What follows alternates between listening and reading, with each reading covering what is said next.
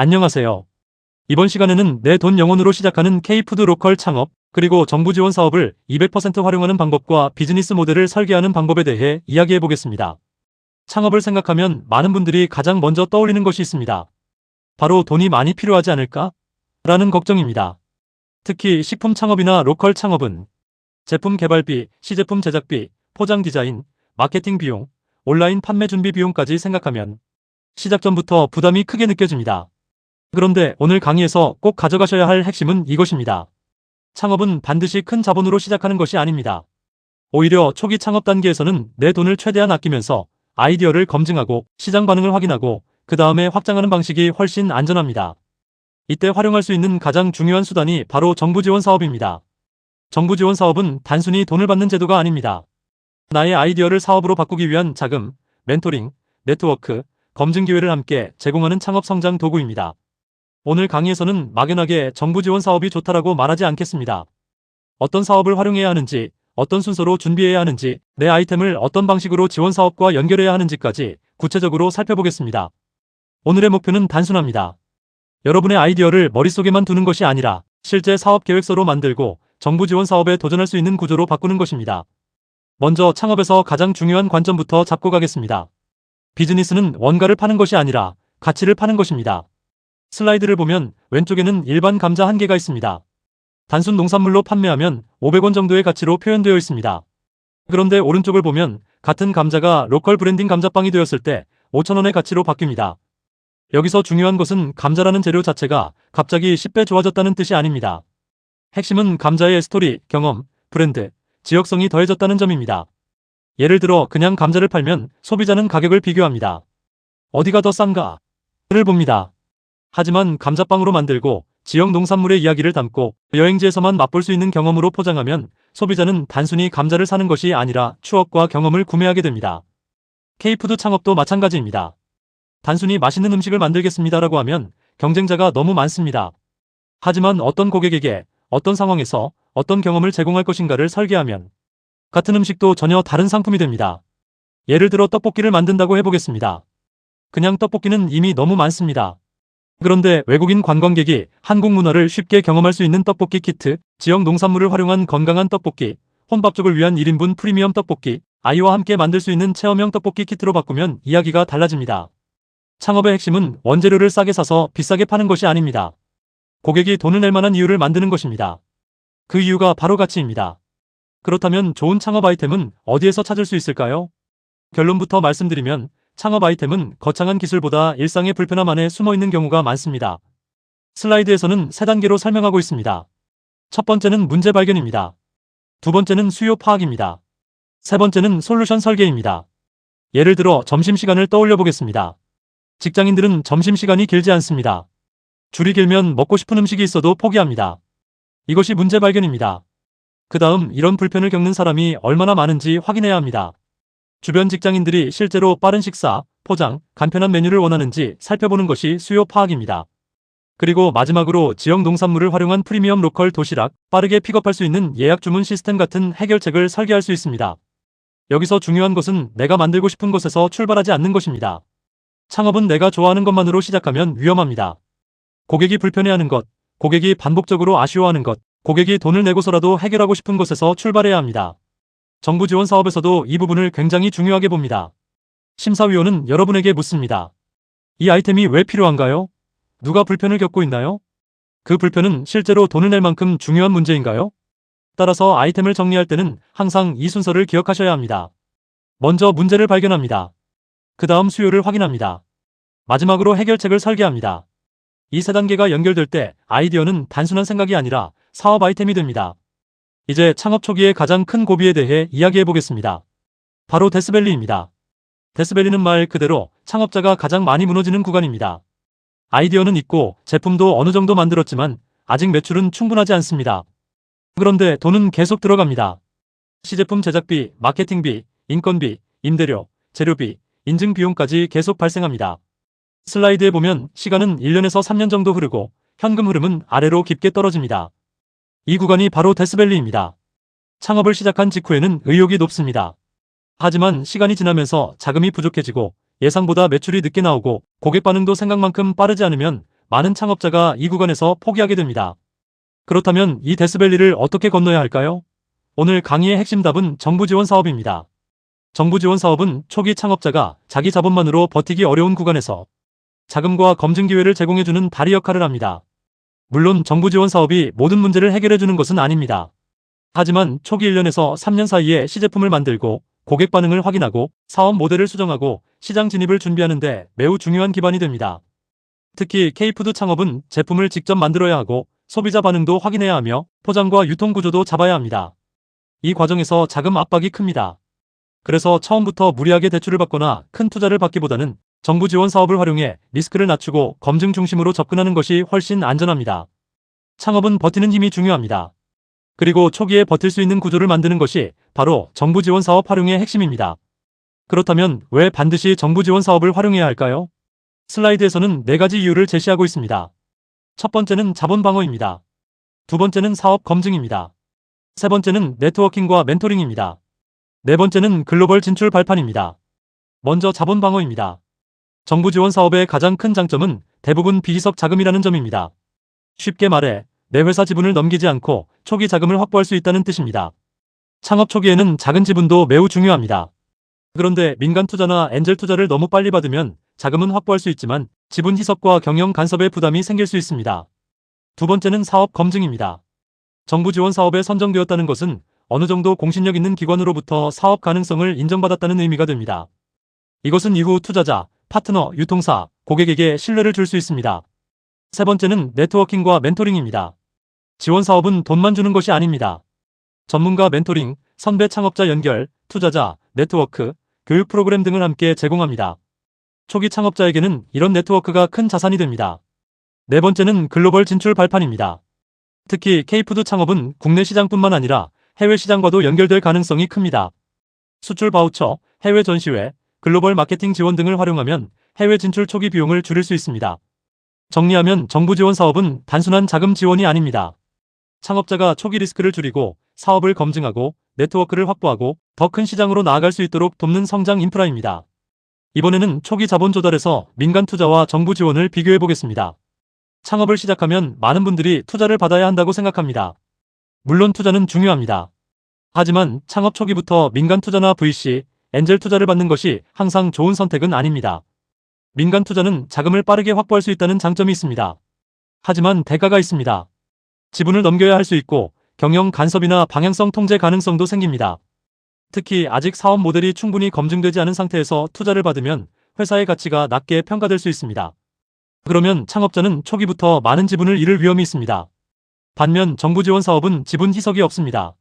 내 회사 지분을 100% 유지하면서 연구개발, 시제품 제작, 마케팅, 판로 개척 등에 필요한 자금을 지원받을 수 있습니다. 그래서 초기 창업자에게는 매우 유리한 방식입니다. 슬라이드의 결론처럼 민간 투자는 정부 지원으로 회사의 가치를 충분히 키운 다음에 받는 것이 좋습니다. 먼저 정부 지원 사업으로 아이템을 검증하고 제품을 고도화하고 초기 매출이나 고객 반응을 확보합니다.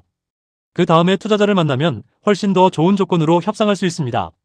쉽게 말해 아무것도 없는 상태에서 투자해주세요 라고 말하는 것과 정부 지원 사업을 통해 제품을 만들고 고객 반응까지 검증한 뒤 이제 확장 자금이 필요합니다 라고 말하는 것은 완전히 다릅니다. 초기에는 정부 지원 사업으로 리스크를 줄이고 이후 성장 단계에서 민간 투자를 활용하는 전략이 가장 현실적입니다. 이제 실제로 어떤 정부 지원 사업을 활용할 수 있는지 보겠습니다. 슬라이드에서는 0에서 1을 만드는 자금 확보 단계로 3가지를 보여주고 있습니다. 예비 창업 패키지, 청년 창업 사관학교, 초기 창업 패키지입니다. 먼저 예비 창업 패키지입니다. 예비 창업 패키지는 아직 사업자 등록을 하지 않은 예비 창업자를 위한 사업입니다. 아이디어는 있지만 아직 회사를 만들지 않은 분들에게 적합합니다. 시제품 제작, 초기 마케팅 테스트, 사업화 준비에 필요한 자금을 지원받을 수 있습니다. 두 번째는 청년 창업 사관학교입니다. 일반적으로 만 39세 이하 청년 창업자를 대상으로 하며 창업 교육과 사업화 자금, 멘토링을 함께 제공합니다. 단순히 돈만 지원하는 것이 아니라 창업자를 집중적으로 훈련시키는 프로그램에 가깝습니다. 세 번째는 초기 창업 패키지입니다. 창업 후 일정 기간이 지난 기업을 대상으로 합니다. 이미 사업자를 냈고 본격적으로 시장에 진입하거나 스케일업을 준비하는 기업에게 적합합니다. 중요한 것은 내 상태에 맞는 사업을 선택하는 것입니다. 아직 사업자 등록 전이라면 예비 창업 패키지가 맞습니다. 청년 창업자이고 체계적인 창업 교육과 보육이 필요하다면 청년 창업 사관학교를 볼 수 있습니다. 이미 창업했고 시장 진출을 준비하고 있다면 초기 창업 패키지를 고려할 수 있습니다. 정부 지원 사업은 아무거나 넣는 것이 아닙니다. 내 창업 단계, 나이, 업력, 아이템 성격, 필요한 자금 용도에 맞춰 선택해야 합니다. 이것이 바로 아이템 매칭의 시작입니다. 이번에는 로컬 자원과 K푸드 창업에 특히 잘 맞는 지원 사업을 보겠습니다. 슬라이드에는 로컬 크리에이터 지원, 농식품 창업 콘테스트, 지역 혁신 선도 기업이 제시되어 있습니다. 먼저 로컬 크리에이터 지원 사업입니다. 이 사업은 지역의 고유한 자원, 문화, 공간, 특산물 등을 활용해 새로운 비즈니스를 만드는 창업자에게 적합합니다. 예를 들어 지역 농산물을 활용한 식품 브랜드, 지역 관광과 결합한 F&B 체험, 로컬 스토리를 담은 카페나 식품 브랜드 등이 해당될 수 있습니다. 두 번째는 농식품 창업 콘테스트입니다.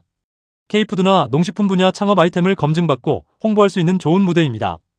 단순히 수상만을 목표로 하는 것이 아니라 내 아이템을 외부 전문가에게 평가받고 시장성을 점검하는 기회로 활용할 수 있습니다.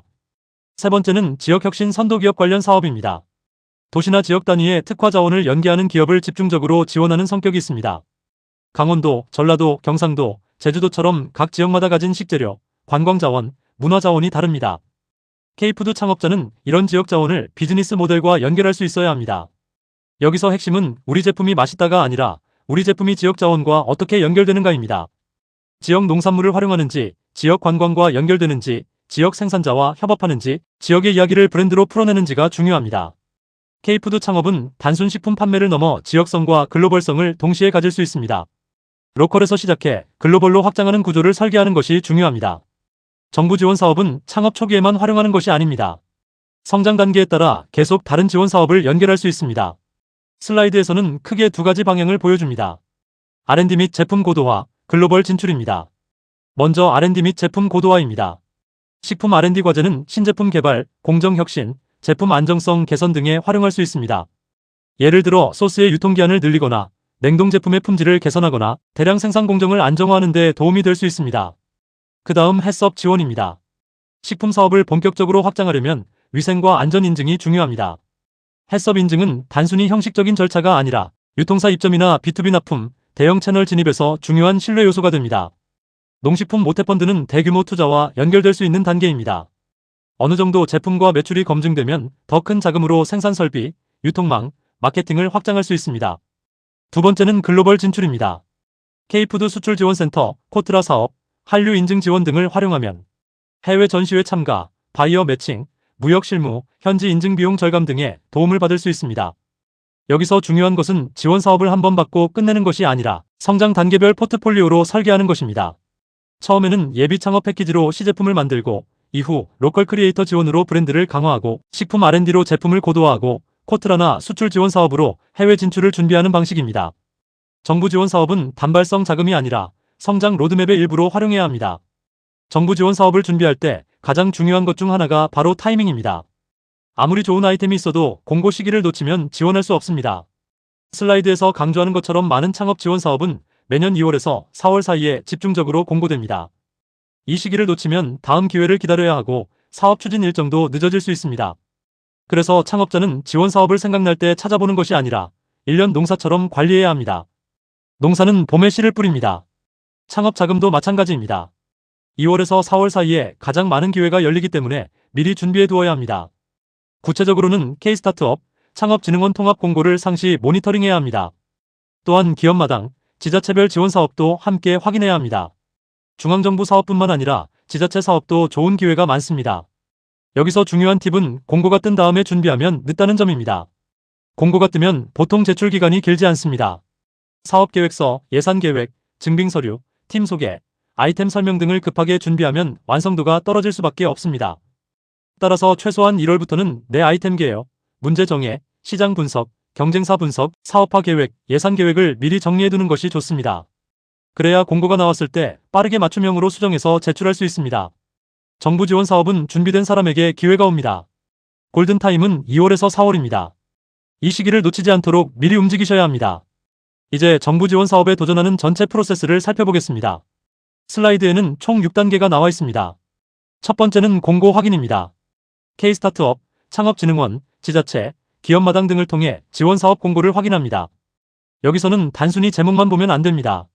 지원 대상, 지원 금액, 사업 목적, 우대 조건, 제출 서류를 꼼꼼히 봐야 합니다. 두 번째는 자격 요건 검토입니다. 업종, 지역, 창업 연도, 대표자 나이, 사업자 등록 여부가 맞는지 확인해야 합니다. 자격이 맞지 않으면 아무리 사업계획서를 잘 써도 탈락입니다. 세 번째는 사업계획서 작성입니다. 이때는 평가지표 중심으로 작성해야 합니다. 내가 하고 싶은 이야기를 쓰는 것이 아니라 심사위원이 점수를 주는 항목에 맞춰 작성해야 합니다. 네 번째는 온라인 신청입니다. 마감일에는 서버가 느려지거나 접속이 어려울 수 있습니다. 그래서 반드시 미리 제출해야 합니다. 그리고 제출 후에는 접수 완료 여부도 확인해야 합니다. 다섯 번째는 발표평가 준비입니다. 서류를 통과하면 끝이 아닙니다. 발표에서는 차별화 포인트, 시장성, 팀 역량, 실행 계획을 짧고 명확하게 전달해야 합니다. 발표 자료는 예쁘게 만드는 것보다 논리 구조가 중요합니다. 여섯 번째는 선정과 협약입니다. 선정되면 자금 지급 일정, 사업비 사용 기준, 결과 보고 방식 등을 확인하고 사업을 시작합니다. 이 6단계에서 가장 중요한 것은 앞 단계에서 실수하지 않는 것입니다. 자격 요건을 잘못 보거나 제출 서류를 빠뜨리거나 마감일에 접속 오류가 나면 내용과 상관없이 탈락할 수 있습니다.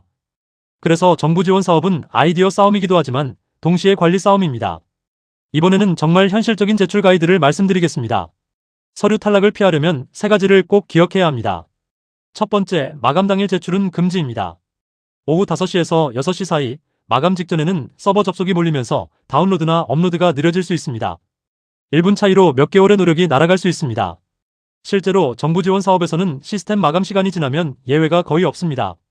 두 번째, 미리 업로드 전략을 사용해야 합니다. 완성도가 100%가 아니더라도 하루 전에는 먼저 제출해두는 것이 좋습니다. 대부분 마감 전까지 수정이나 재제출이 가능합니다.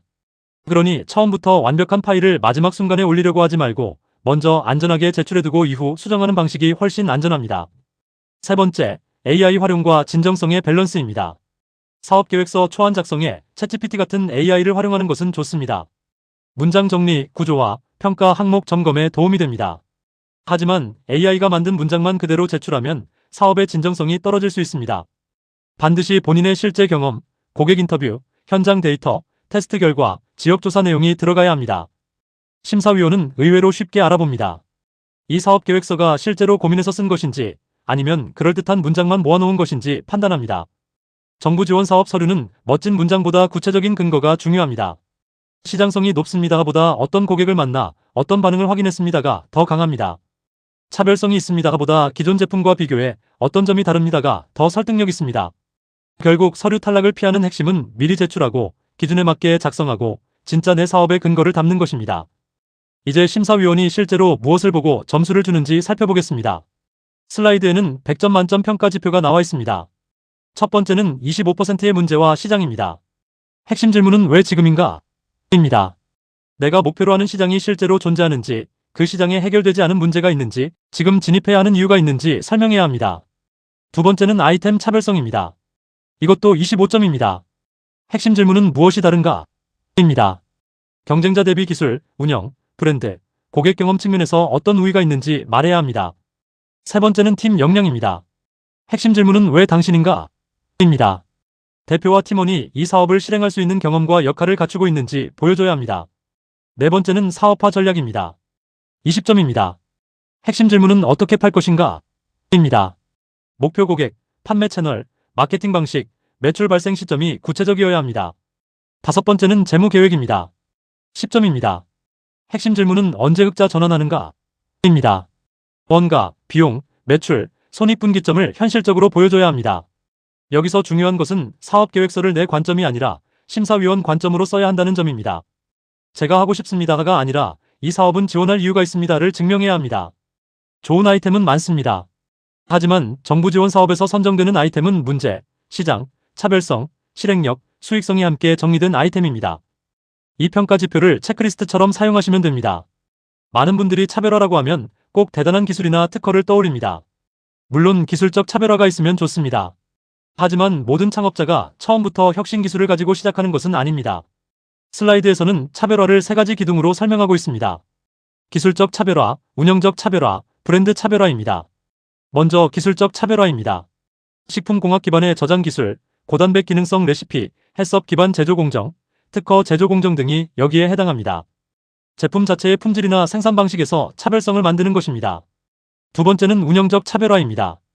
예를 들어 점심시간에 빠르게 제공되는 프리오더 시스템, 유휴자원이나 대학 실습실을 활용한 고정비 절감 모델, 온라인과 오프라인을 결합한 운영 구조 등이 있습니다.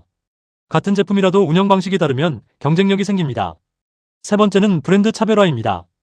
예를 들어 춘천 닭갈비 떡볶이처럼 지역 특산물을 결합하거나 패키지 디자인과 고객 경험을 극대화하거나 한류 콘텐츠와 연결할 수 있습니다. 고객이 기억하고 공유하고 싶어하는 이야기를 만드는 것입니다. 중요한 것은 내 전공과 경험을 살려 내가 가장 잘할 수 있는 기둥 하나를 압도적으로 뾰족하게 만드는 것입니다. 모든 것을 다 잘하려고 하면 오히려 흐려집니다. 식품 전공자라면 기술적 차별화를 강화할 수 있습니다. 외식 현장 경험이 있다면 운영적 차별화가 강점이 될 수 있습니다. 콘텐츠나 디자인 감각이 있다면 브랜드 차별화가 무기가 될 수 있습니다. 차별화는 대단한 발명만을 의미하지 않습니다. 고객이 이건 다르다라고 느낄 수 있는 분명한 이유를 만드는 것입니다. 마지막 슬라이드입니다. 가장 완벽한 타이밍은 바로 지금입니다. 창업을 준비하는 분들이 가장 많이 하는 말이 있습니다. 조금 더 준비되면 시작하겠습니다. 아이템이 더 완벽해지면 도전하겠습니다. 자금이 생기면 시작하겠습니다. 물론 준비는 중요합니다. 하지만 준비만 하다가 기회를 놓치는 경우도 많습니다. 슬라이드의 문장을 보겠습니다. 스타트업 창업은 성공하면 CEO가 되고 실패하더라도 인생 최고의 스펙이 됩니다. 이 말은 창업을 무조건 가볍게 하라는 뜻이 아닙니다. 창업 과정에서 문제를 발견하고 고객을 만나고 사업 계획서를 쓰고 발표하고 시장 반응을 확인하는 경험 자체가 매우 큰 자산이 된다는 뜻입니다. 오늘 강의를 들으신 후 바로 할 수 있는 일이 있습니다. 첫 번째, 오늘 내 주변 일상의 불편함 한 가지를 발견해보는 것입니다. 두 번째, K스타트업에 접속해서 이번 달 공고 제목을 확인해보는 것입니다. 세 번째, 완벽하지 않아도 좋으니 아이디어를 한 줄로 적어보는 것입니다. 예를 들어 지역 농산물을 활용한 1인 가구용 간편식, 외국인 관광객을 위한 K푸드 체험 키트, 직장인을 위한 빠른 픽업 로컬 도시락처럼 한 줄로 시작하면 됩니다. 처음부터 완벽한 사업 계획서가 필요한 것이 아닙니다. 한 줄 아이디어가 문제 정의가 되고, 문제 정의가 사업 계획서가 되고, 사업 계획서가 지원 사업 도전으로 이어집니다. 가장 중요한 것은 시작하는 것입니다. 완벽한 타이밍은 오지 않습니다. 하지만 움직이기 시작하면 기회가 보입니다. 오늘 강의에서는 K푸드 로컬 창업을 시작하기 위한 정부 지원 사업 활용 전략을 살펴보았습니다. 핵심은 내 돈을 무리하게 쓰기 전에 정부 지원 사업을 활용해 아이디어를 검증하고 시장을 확인하고 사업 모델을 설계하는 것입니다. 여러분의 도전을 응원합니다. 감사합니다.